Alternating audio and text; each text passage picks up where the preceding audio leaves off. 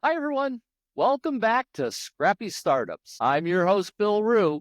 In today's episode, we're going to meet Stacy Townsend. She's the founder of Commonform out of Bozeman, Montana. Not every startup has to be a tech startup. And in today's show, we're going to highlight a fantastic manufacturer and retailer of custom jewelry. Stacy has a vision for products that are inspiring, unique, that can be worn both every day or for special events. Her story is the epitome of a scrappy startup. Now, what I found very compelling is that her lessons apply whether you're creating a Gen AI startup all the way to designing and manufacturing in the fashion industry. In my discussions with her, I was intrigued by how she decided on innovating in jewelry, the importance of self-financing in most startups, how fate can smile on you to help drive success, and the importance of leadership and people. In this podcast, we celebrate and learn from startups that are early in their journey. I truly believe the lessons learned are real and actionable. Questions like, how do people find their passion? What challenges do they face? What skills do they need to develop? Also, we're going to hear a little bit more about my hometown, Bozeman, Montana, a scrappy startup town. Before we begin, I want to thank our sponsors, which are both scrappy startups. First, Jugi, a social e-commerce startup where you can earn points and bid on fantastic products and services. From jewelry out of Commonform to real estate, it is not your typical boring e-commerce experience. Also, Last Best Place Brewing in Bozeman, Montana. If you're in town, stop by for one of their craft beers or ask for them at restaurants, bars, and grocery stores in Montana. So with that said, let's now turn to Stacy Townsend and Commonform. And so let's just jump right in. And Stacy, why don't you tell us a little bit about how you got to Bozeman, and let's learn a little bit about you. Sure. Well, I grew up in Washington State on the east side of the Cascades, so the dry side. Met my husband there just as I was graduating from college, and that was in 2008, which if you remember what was going on economically, it was a very interesting time to be launched into the world with big dreams. So yeah, things were kind of not really as we planned. We hung out there in my college town for quite a while. We really liked it there, and then bumped into a professor of mine. I studied graphic design, and he was still really optimistic. He had roots in New York, and he was like, if you want to design competitively, you should go to the city. So we had big plans of going to New York, and we went and we tried it out and we loved it. Decided to send it and just go. And then fate would have it, there was a little kerfuffle, and we ended up not having the apartment deal that we needed to kind of swing that adventure.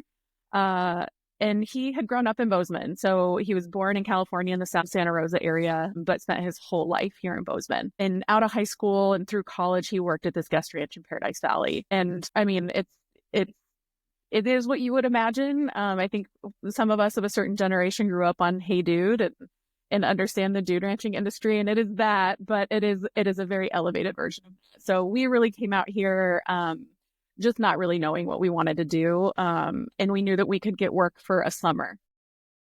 And then I ended up spending 5 years there. He spent 19 years there, all told.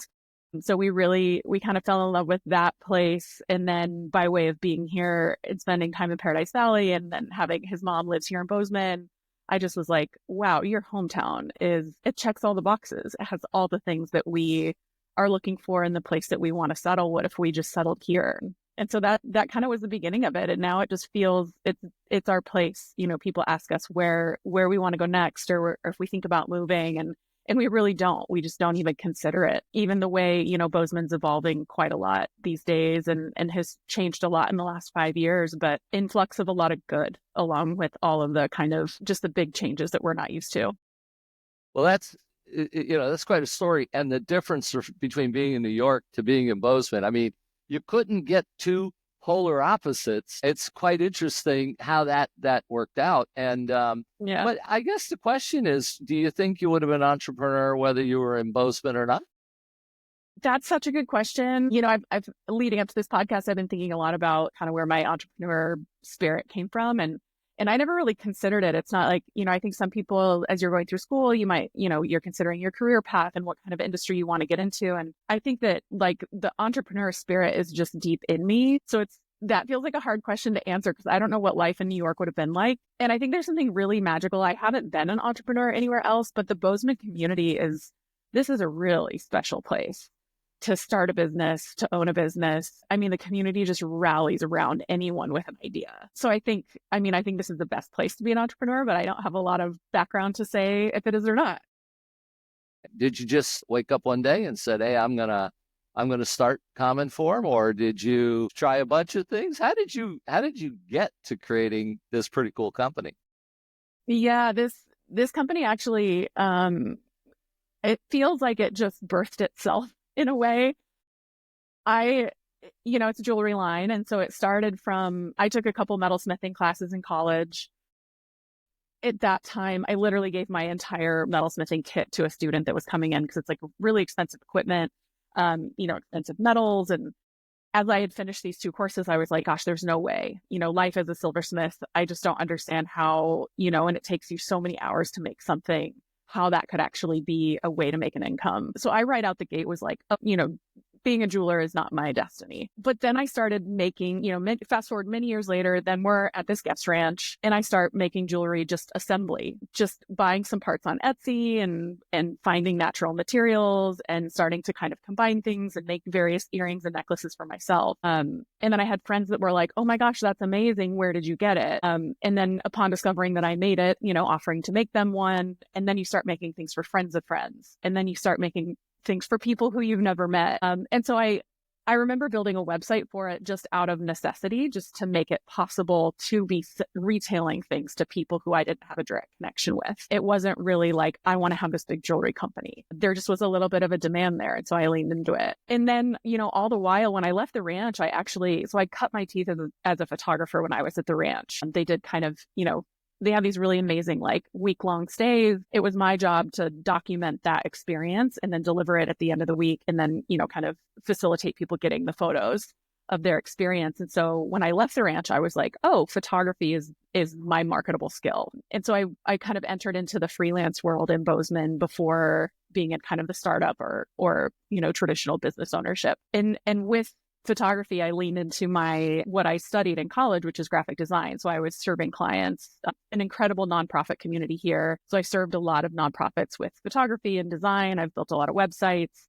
And so really that was my personal focus, was this design and photography business all these years. And it was definitely kind of, that was like the financial stability. I knew I could trade dollars for hours and kind of support myself in that way. Meanwhile, Commonform's over here just kind of like gaining traction, getting a little bit bigger. And then really the tipping point for us, so I started making jewelry in 2012. So it's been quite a while, really kind of a slow burn. And then really the tipping point for us was the show Yellowstone in season 5, episode 3. One of our really recognizable pieces was worn by the main female character in a really bold scene.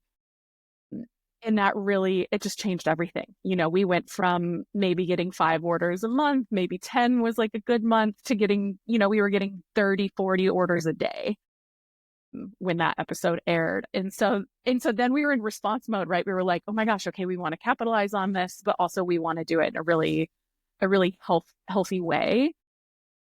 And so all the while I was kind of thinking about, we have all these eyes on us right now. How do we make sure that everything else is like healthy and stable, and that we have other pieces that are related to that and complement that if somebody's looking for that piece, they might then shop the rest of the line. So yeah, that was really, that feels like when the journey kind of properly began. That's an awesome journey. And it's funny how something we just took for fun in college, it sounds like, you take this class thinking, oh, it's an interesting class, and it turns into your future. Although your design background obviously plays really nice into this. So why don't you tell us about Commonform? Where did the name come from? And what is the focus for you in the business? Yeah. So Commonform, the jewelry I was originally selling under the name of my design business is Townsend Collective. I had this vision of working with my husband. We were working together at the ranch, and I was like, okay, I'm leaving. You should leave too. So I started this company, Townsend Collective, which is where the jewelry is originally sold. And then it just became clear that it needed it needed a home of its own. It needed a brand of its own. It didn't make sense if people were coming for my design services, that the jewelry was getting in the way and vice versa. So when we decided to name it, oh my gosh, I still have this insane, I mean, you've named companies, right? It's such a journey. It takes a really long time. It's really emotional, so I spent a lot of time just kind of looking around at the structure of different company names. But really what I wanted, one of our pillars is accessibility. We try to keep everything like at or around $100 or less. So a lot of our earrings are, $40-$50. And that's it, it's not an accident. And we're designing to kind of keep things in that range. So part of what I wanted to capture in the name is that it's, that it is kind of accessible. We're also using, really, it's simple but elegant. So it's like these really everyday shapes, a lot of like circles, half circles, a lot of kind of organic shapes. And so I loved playing with the concept of form, what is the form? What is the shape? What does it actually look like? And also that it's like an everyday, we want you wearing this jewelry all the time. We want you living in it. It can be a special occasion piece, but really it's designed to wear to work every other day. So that was kind of the impetus. It doesn't have like a very specific tie, but it was really kind of the essence of the name that we were looking for. Well, yeah, it's really exciting. Tell me about, Yellowstone. Did they all just show up at your shop? Did they show up at your house? Did they call you? Did they just buy it? I mean, how did all that occur? Yeah, that's a good question. It was a total surprise to us. I had reason to have an idea that something was brewing. So the actress Kelly Riley, who plays Beth Dutton, who's the character that wore this jewelry of ours, which it's a porcupine quill in a 22 casing hanging on a hoop. So it's a pretty bold. It's actually it's the first piece I designed. It was in the line forever. It was not one of our best sellers, but I have friends who've had this piece for a really long time just by the nature of it being in the line. But I would have said, 5 years ago that this piece isn't for everyone. It's like a really bold earring. It's an animal part, a porcupine quill. They're shed naturally, so no porcupines are harmed. But it's a really interesting piece. And so what happened is the summer before this episode, I got an order that came through our website that looked like a wholesale order. They ordered in multiples. So it was 3 of this and 3 of this and 3 of this. But they paid full price. And I was like, oh, this wholesale, whoever owns this shop forgot to put in their wholesale code to get it at wholesale price. So I just did a quick Google to figure out what store they owned. And I Googled Kelly Riley and I'm like, oh, this person doesn't own a store. They're an actress. How amazing. That's really cool. My husband and I weren't fans of the show at the time. We are now for obvious reasons, not just because it's a wild show, but because of the ways it's really impacted our lives. But yeah, so I realized that she had purchased them. I thought maybe she got some for herself and some girlfriends while in Montana. And just recognized the brand as a local brand. And so I was hoping really to see her in the earrings, like on the street. So on occasion I would just scroll, I would look her up and just see if there was any photos of her wearing them because I thought that would be just the most amazing thing. And then my husband, he has this friend in LA who's really obsessed with the show. And have you seen it, Yellowstone?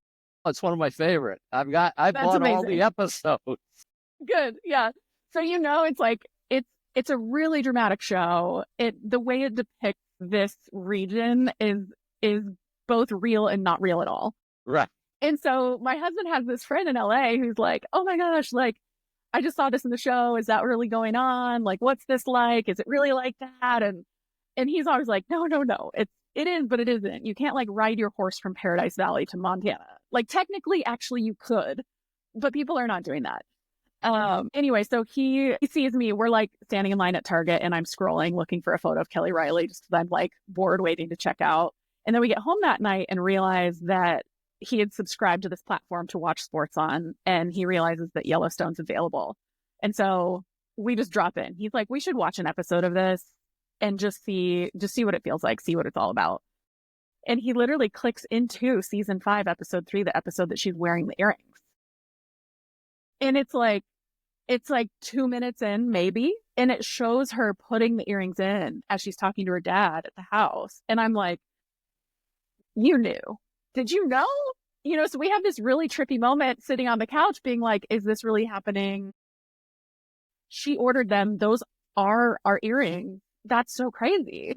And then, yeah, from there, it was just the wildness of, getting texts from friends that watched the show that were like, oh my gosh, these have to be your earrings. I can't believe you got them in the show, which Like, I don't feel like I got them in the show. Kelly Riley did it all. And then, yeah, the whirlwind of orders and learning about one thing that we learned about that's really interesting for anyone who's listening, who's in the retail world.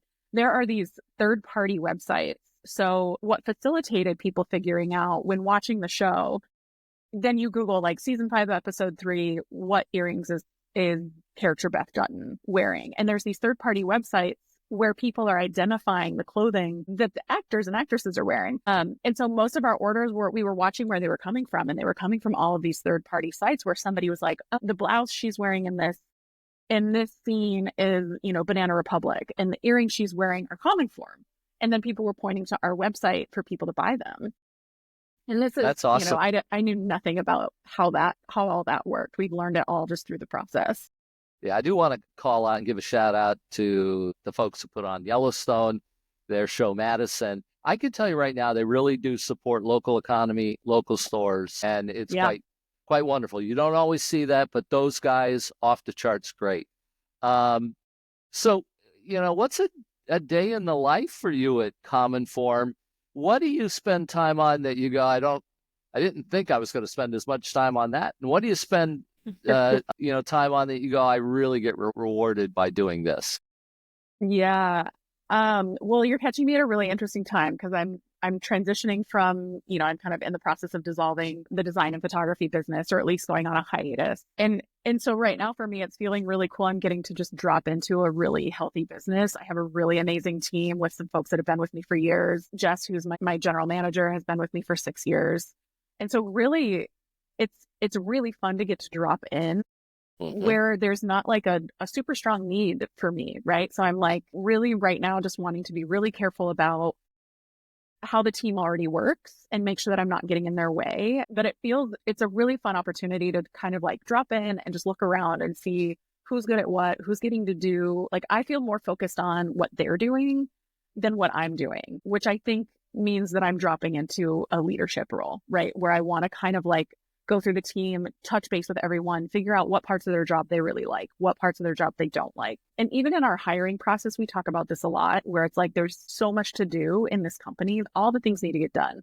And nobody's coming to an interview being like, I love sweeping the floors and taking out the trash.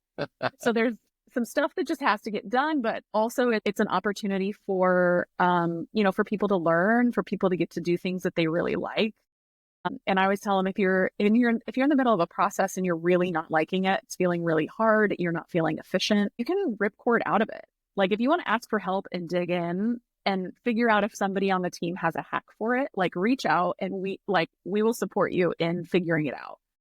If you just don't want to do it, you kind of don't have to do it. Like, there's somebody else on the team that probably enjoys it. So let's see if we can build these roles in a way where people are really doing probably the things that they enjoy for sure. And the overlap between what you enjoy and are good at is pretty high.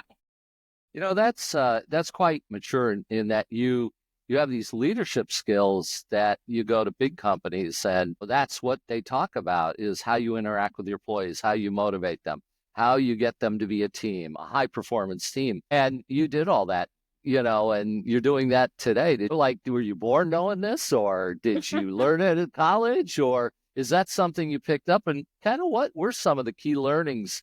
Like, in the beginning, you said, okay, I got to get better at this. Oh, I got to learn that. What were some of those key learnings? And leadership's one of them. I'd like you to start there.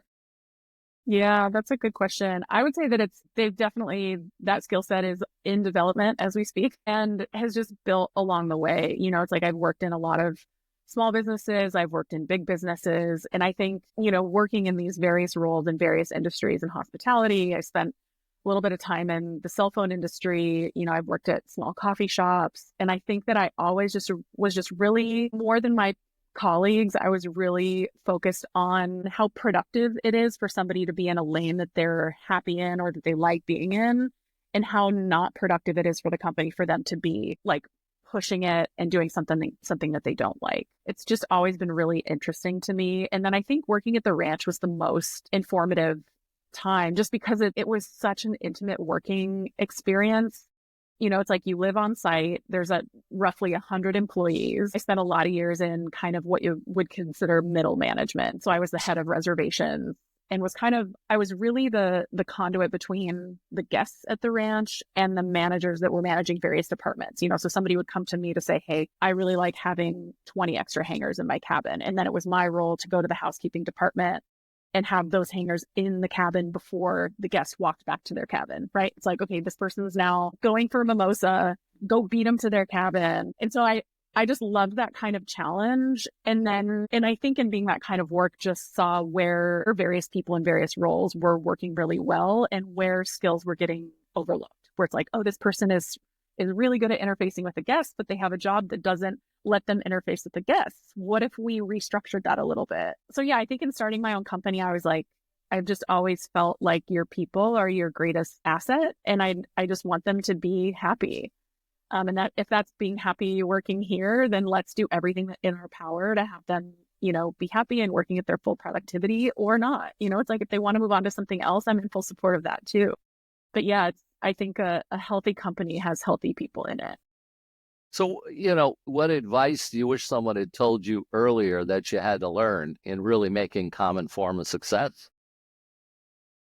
Yeah, that's a good question. I think it would be surrounding yourself with people who are also entrepreneurs or are invested in supporting you in some way. I have a lot of friends that have other companies here in Bozeman. My good girlfriend Natalie owns Treeline Coffee Roasters, and they were also recently featured in Yellowstone. And she was a design client of mine, but we were just at lunch last week talking, accounting systems. And I'm like, how do you have your people clock in and out? And how does that software, how is that related to how you're running your payroll, and what's automated, what's not, what do you like about it? And being able to like sit down with somebody who and trust and ask them about the inner workings of their business is just so incredibly valuable.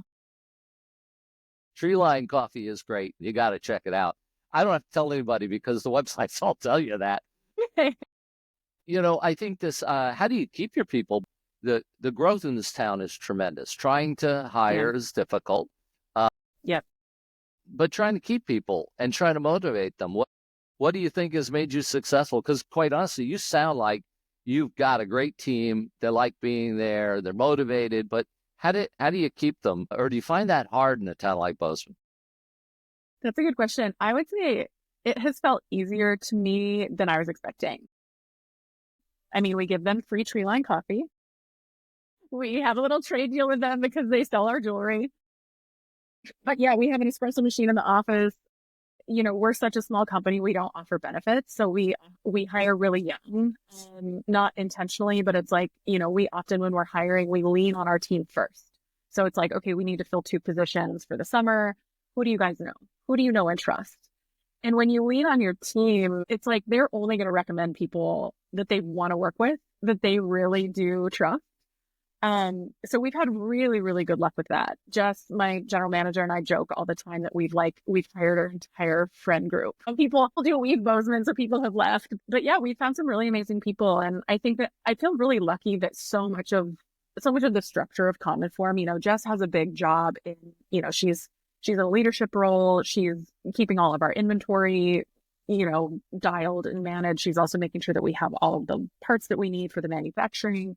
So she has a really big job, but for the most part, and this felt true at the ranch. I would say this is a concept that I adopted from working there, which is that you hire a good person and you can train the rest.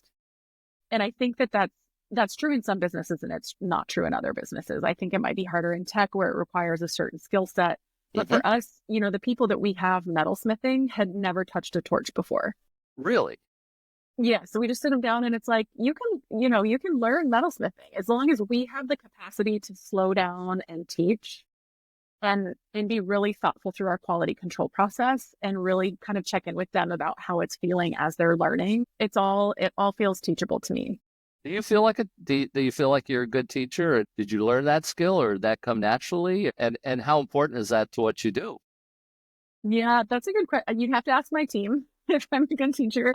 I hope so. I mean, it feels like we've been successful in teaching people. So if that's a marker, we've brought people on that didn't know how to metalsmith and now they're master metalsmiths as far as I'm concerned for what we need in our business. And I think really I just have always been in support. I'm a very curious person and I admire curiosity in others. And so I really think that all you need to learn something is the desire to learn it. And so that's something that we talk through in our hiring process too, where it's like you have to want to learn about what we're doing, and you have to want to learn how to make the individual pieces as well. And so that's really kind of one of the main things that we're filtering out for is, do you want to jump on a team and do a hard thing? And there's a lot of self-teaching that happens too. You know, it's like people are making things near you. We really encourage people to kind of cross-train. So it's to like ask a peer how they do a thing instead of asking Jess or I. Like, we'll formally train them our process, but somebody else might have a way of doing it just by the way of the ergonomics of making a thing. They might have a faster way or a different way that works better for a different brain. So what are the biggest challenges you've kind of recently faced or you're facing going forward in your business? How are you handling those?